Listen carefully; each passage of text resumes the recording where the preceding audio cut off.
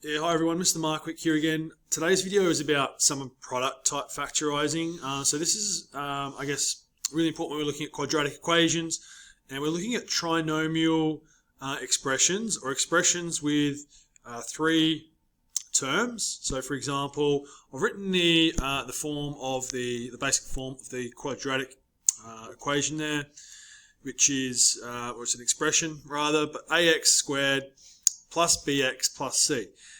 So sum and product type factorising is, I guess, finding two numbers that multiply to give us the value of c and add to give us the value of b. Okay, and that's why it's called sum and product. All right, so sum obviously meaning add, and product obviously meaning multiply. So the best way to do it is to find the two numbers that multiply to give you c, or two factors of c, and then look at your combinations and try and work out what the solution would be based on the fact they must also add up to give you b.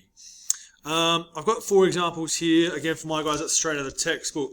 But before I do those, I actually want to do an easier one, because you look at example 8a there, it's already got a negative value of 6. So I'm actually going to start with a really simple one.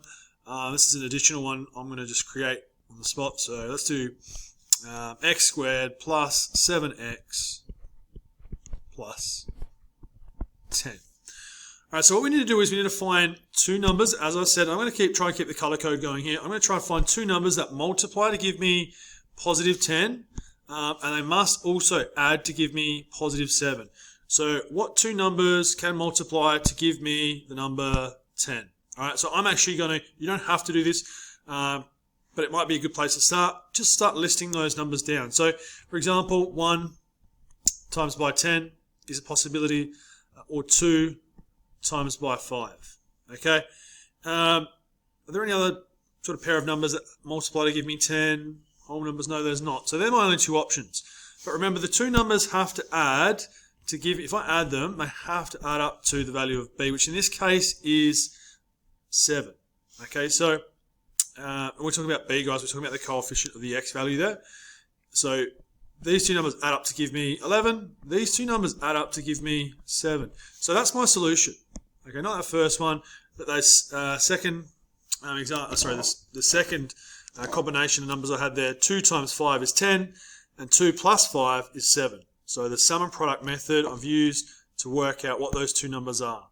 Okay, now what I'm going to do is set up binomial product, and what's going to go at the front is x, and then I'm going to just put, these are both positive values.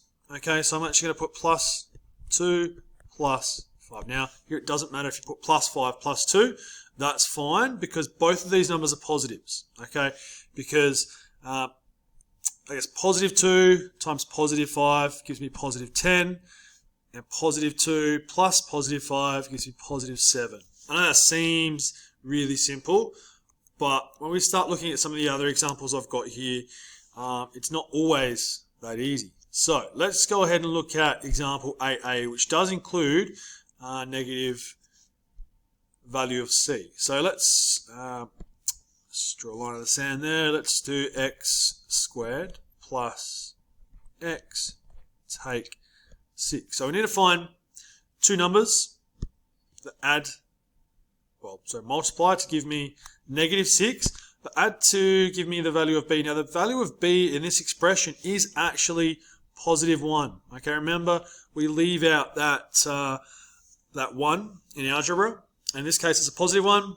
So two numbers that need to add to give me positive 1 but multiply to give me negative 6. Now if two numbers multiply together to give me a negative number, I know at least one of those numbers need to be negative. And this is a little bit tricky now because it actually doubles my possibilities. So I could have, for example, I could have minus 6 and 1, or I could actually have minus 1 and 6. Didn't really matter over here when they were both positive, so now it does, because we're adding these two numbers. If I add those two numbers together, it actually gives me a different answer. So minus 6 plus 1 equals minus 5, and minus 1 plus 6 equals positive 5. Alright, I'm actually looking for a combination that add up to positive 1. So that they're not possible. Let's try some other numbers. We know that 2 times 3. So let's try negative, this side negative 3 and 2, or negative 2 and 3. Well, I know that negative 3 plus 2 is equal to negative 1. I need it to equal positive 1. So this one, last one must be it. Minus 2 plus 3, there we go, equals positive 1. So, set up my binomial products. Okay, and these are my answers. Minus 2, positive 3. So they're at the end of the brackets. Sorry. So minus 2, my apologies. Minus 2 and positive 3. And then x. Oops, x at the front. Okay. Now, let's go on to that next example. So I'm running out of room there, so I'm going to actually unlock that. I'm going to drag it over here so I can keep working. Sorry guys, I'm just talking to myself. Okay, so let's try example B. So let's rewrite that. So x squared, take 5x, this time plus 6. So still we're looking for two numbers that multiply to give me positive 6 and add together to give me negative 5. This time I'm looking at these answers, and I know that if two numbers add together to give me a negative but multiply to give me a positive, they both need to be negative. So this actually makes it a little bit easier, actually, believe it or not, because if both numbers are negative, it could only either be negative 6 times negative 1 or negative 2 times negative 3. They're the only two possibilities. And I could have them the other way around. I could have negative 1 here at the front, negative 6 there. But if you add them together, they're still going to give you negative 6 plus negative 1 is equal to negative 7. And negative 2 plus negative 3 is negative 5. And you can see I want them to add to negative 5. It needs to be that second possibility. So, again, set up your binomial products. Okay, this time I've got minus 2, minus 3. And at the front, both of those sets of brackets is x. Alright, the next example we're going to look at here is a two-stepper. And you guys know, hopefully by now, that the first thing, I haven't really mentioned that so far this video, which is probably not a good thing from me. The first thing we need to be looking at, when we are asked to factorize an expression, the first thing you should look for, always, the first thing you should look for, that's right, a common factor. So a common factor, so look for and remove any common factors. I know that all of these, that there's three terms in this expression, okay, and all three of those terms have a common factor of 2. So I'm going to take 2 out of that expression, put it at the front, and then divide each of those terms by 2, and that's what's left inside the bracket. So 2x squared divided by 2 is just x squared, minus 10x divided by 2 is minus 5x, and negative 28 divided by 2 is minus 14. Okay.